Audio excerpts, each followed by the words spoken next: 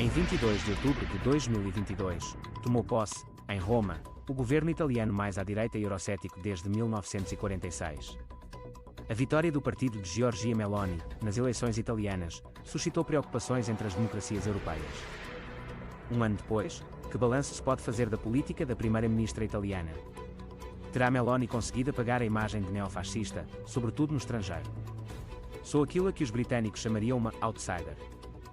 Por assim dizer, o underdog, aquele que, para ter sucesso, tem de ir contra todas as probabilidades. É isso que tenciono voltar a fazer.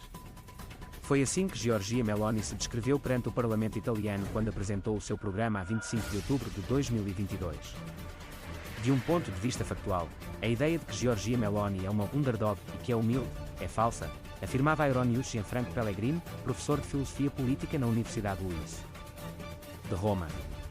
Giorgia Meloni está na política há mais de 20 anos.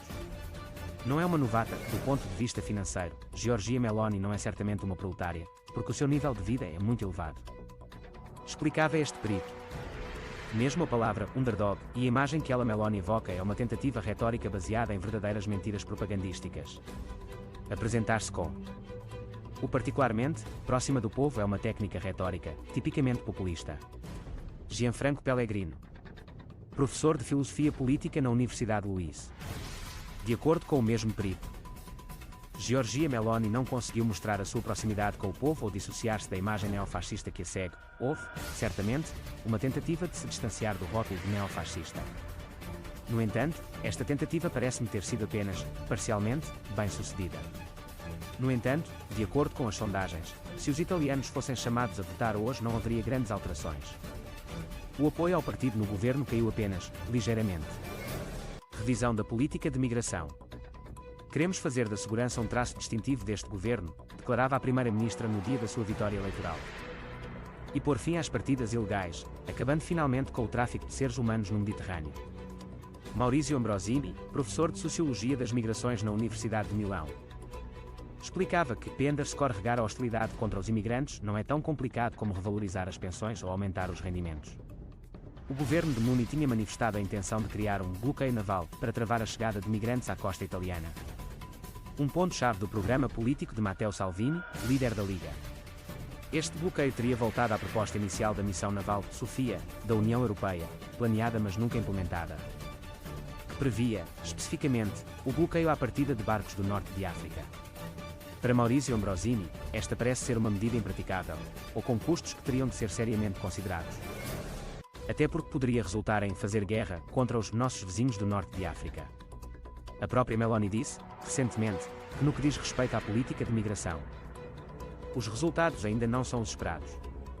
Há 2 meses, depois de ter trabalhado ativamente nesta questão, Meloni anunciava a assinatura de um pacto com a Tunísia. Ao seu lado estava o presidente tunisino Kais Saied, a presidente da Comissão Europeia, Ursula von der Leyen e o ainda primeiro-ministro neerlandês, Mark Rutte. Bruxelas comprometeu-se a pagar à Tunísia 900 milhões de euros, 105 milhões de euros para o controle das fronteiras, em troca do compromisso do país de travar a chegada de migrantes. No entanto, parece que estes acordos estão a ter dificuldade em tornar-se operacionais, concluía Maurizio Ambrosini. O problema é que uma grande parte das pessoas que partem são cidadãos tunisinos e, em geral, os governos dos países vizinhos ou costeiros estão mais dispostos a colaborar quando se trata de travar a mobilidade de outro país, mas não a dos seus próprios cidadãos, acrescentava. De acordo com dados do Ministério do Interior italiano, até 19 de outubro de 2023 140.898 migrantes tinham desembarcado nas costas italianas. Quase o dobro do registado em 2022. No Conselho de Ministros da Administração Interna da UE, realizado no Luxemburgo a 8 de junho, os 27 Estados-membros chegaram a acordo sobre imigração. Para substituir o regulamento Dublin-II, introduzindo cotas para a recolocação de migrantes nos vários Estados europeus. Mas, para Maurizio Ambrosini, nem esta estratégia está a funcionar, porque são, precisamente, os parceiros orientais de Itália, Hungria e Polónia, e os que são politicamente aliados das forças no poder neste país, que não estão a cooperar e estão a criar obstruções a estes acordos de relocalização. De todas as formas possíveis. De acordo com o especialista, a política migratória de Meloni é, extremamente, ambígua. O acolhimento generoso dado aos ucranianos é um caso extraordinário de ambiguidade em matéria de imigração e asilo. já que os refugiados de certas guerras, Afeganistão, Síria, outros países do Hemisfério Sul, África, não são bem-vindos, não gostamos deles e não suscitam movimentos de solidariedade. Mas gostamos dos ucranianos, conclui este especialista.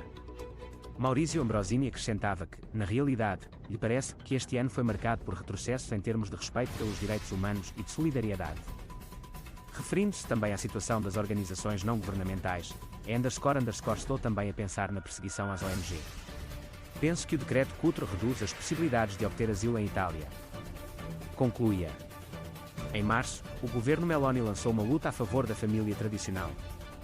Foi emitida uma circular pedindo aos municípios que deixassem de registar os pais não biológicos nas certidões de nascimento de crianças com 2 pais ou 2 mães. Depois, houve oposição a uma proposta de regulamento europeu sobre o assunto. Em Itália, as barrigas de aluguer são proibidas. Por isso, muitos casais do mesmo sexo vão ao estrangeiro ter um filho. Quando regressam à Itália, coloca-se a questão de como fazer com que os seus filhos sejam registados e também aqui surgem problemas. Não existe uma lei sobre o reconhecimento da filiação para as famílias do mesmo sexo. O que significa que apenas o progenitor biológico é reconhecido. Desde há alguns anos, algumas autoridades municipais permitem que os nomes de ambos os progenitores sejam inscritos quando a certidão de nascimento é assinada no registro civil. Funciona como um verdadeiro reconhecimento. Mas a primeira-ministra bloqueou esta medida. As 3 medidas mais importantes em termos de direitos civis foram o projeto de lei que torna a GPA um delito universal e as medidas relativas à natalidade incluídas na Lei das Finanças. Estas últimas oferecem incentivos para facilitar o acesso às creches, bem como benefícios económicos. Para as mães trabalhadoras com mais de 2 filhos, explicava Gianfranco Pellegrino, professor de Filosofia Política no LUISS, em Roma. Meloni argumentava que as mulheres com mais de 2 filhos dão um contributo para a sociedade. Existe a ideia de que a família natural, resultante de uma união heterossexual, é a célula básica da sociedade, observava Gianfranco Pellegrino, e que é correto discriminar as famílias não convencionais. Ou seja, as famílias constituídas por casais do mesmo sexo, famílias monoparentais ou pessoas que optam por não ter filhos. Estes indivíduos seriam assim discriminados, sendo considerados menos valiosos pelo Estado. Nos últimos 12 meses, a chefe do executivo italiano teve de abandonar o seu anti-europeísmo inicial. À Euronews, Cecilia Sottilota, professora de Ciências Políticas na Universidade para Estrangeiros de Perugia Unistrap, adiantava que o objetivo fundamental era consolidar uma imagem de fiabilidade, diferente da que tinha sido apresentada pelos meios de comunicação social internacionais. A situação pode ser descrita da seguinte forma: a Itália precisa tanto da Europa como a Europa precisa da Itália. Por isso, Meloni teve de encontrar uma forma de trabalhar com as instituições europeias e, vice-versa, as instituições europeias tiveram de fazer um esforço para trabalhar com ela. Concluía esta especialista. Giorgia Meloni sublinhou, repetidamente, a necessidade de apoiar a Ucrânia durante a guerra, apesar de alguns membros do seu governo terem manifestado admiração por Putin, como Matteo Salvini e Silvio Berlusconi.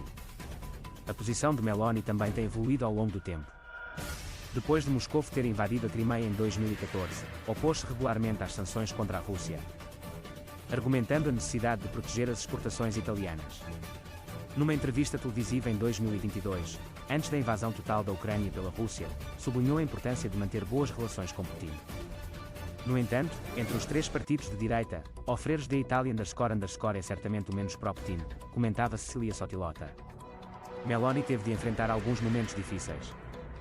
Porque nos lembramos de quando Berlusconi falou, explicitamente, a favor de Putin, defendendo e atacando Zelensky.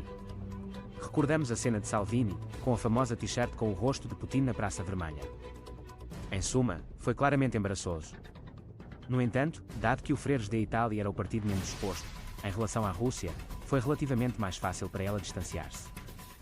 A 14 de setembro de 2023, o primeiro-ministro húngaro, o nacionalista Viktor Orbán, não escondia a satisfação por ter reencontrado a sua amiga Giorgia Meloni, numa visita regular quando estava na oposição. Este ano, a primeira-ministra encontrou-se também 3 vezes com o seu homólogo polaco, Mateusz Morawiecki. Cecilia Sottilota questionava-se sobre se Meloni aspira a tornar-se uma força de atração para a direita em geral, e conclui que é possível. Para percebermos isso, teremos de observar atentamente as próximas eleições europeias.